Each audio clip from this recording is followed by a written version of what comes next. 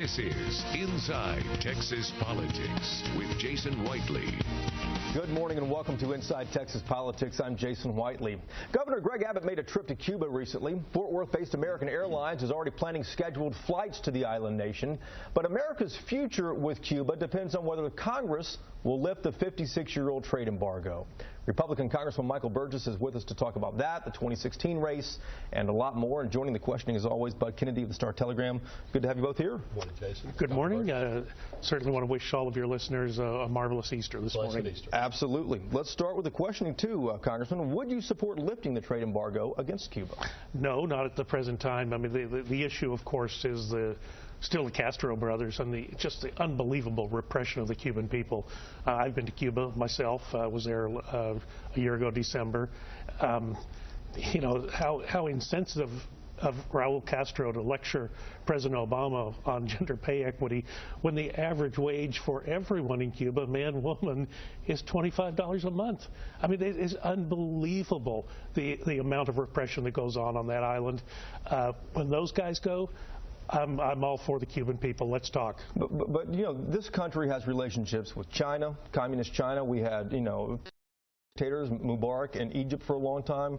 What's the difference between those countries and Cuba?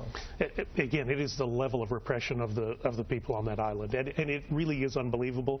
You have to go and see it for yourself.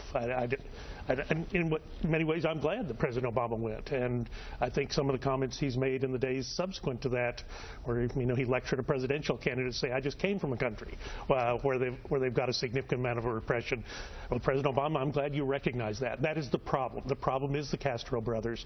Let's get past that, and then we can talk about a bright future between our two countries. Let me follow up with one more question on this topic. Governor Abbott went down to Cuba recently, hoping to kickstart trade between Texas and that country. American Airlines wants to fly planes, even from DFW down there. Wouldn't restoring trade and tourism help a lot of Texans, though?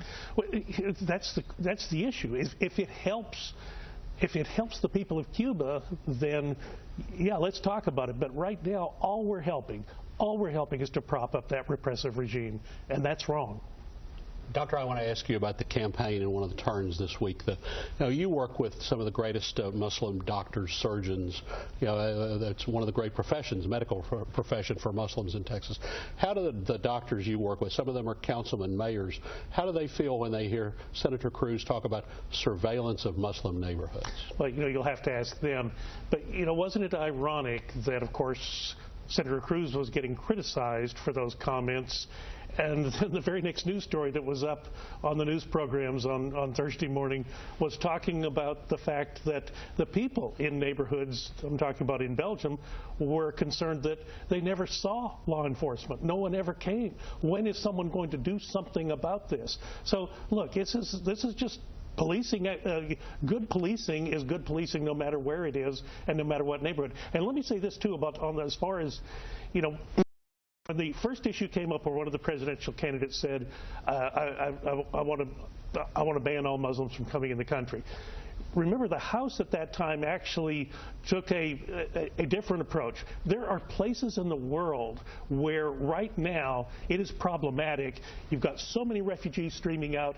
It is possible to populate those refugee populations with people who may wish to do us harm. The House took an approach that said, we're going to stop that until we can vet those individuals that are coming into our country. It was called the SAFE Act. It passed actually in the interval between the attacks in Paris and the attacks in San Bernardino. The Senate will not take that bill up, and that's the tragedy. But are there neighborhoods in America that are not patrolled?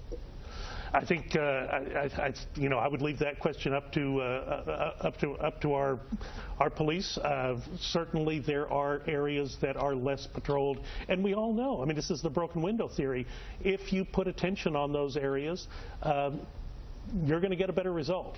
Do you support those comments, what Cruz called for, policing of Muslim neighborhoods to prevent radicalization? But again, you had the news stories juxtaposed where people in the neighborhood. That was a different country, though. That was in Belgium. How about in this country here? If you have no-go areas, and I don't care what the population is, if you have no-go areas in a community, that is problematic. Let's switch to the Supreme Court nominee, too. I know it's the Senate. You're in the House, obviously, too. But Boy, I'm not grateful for that right now.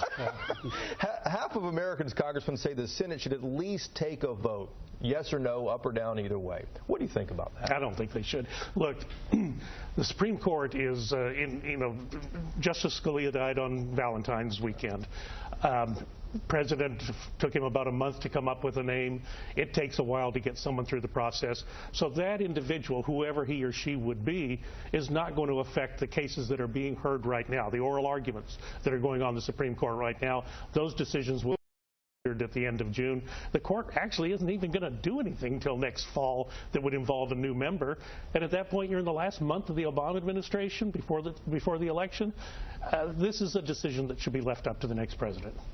Congressman, give us a quick health update for springtime. The Zika, is it something to be concerned about? What do we need to know for spring? It is absolutely something to be concerned about, and the difficulty is I don't know how to tell you how to protect yourself. I'm concerned about are we doing what we need to be doing as far as protection on the border, because that is a big deal.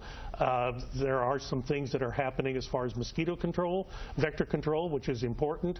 I am concerned because the Food and Drug Administration seems to be slow on approving not just the mosquito control aspects, but also some of the laboratory developed tests that could rapidly diagnose the illness. Sounds good. Congressman Michael Burgess, good to see you again. Good. Thank you.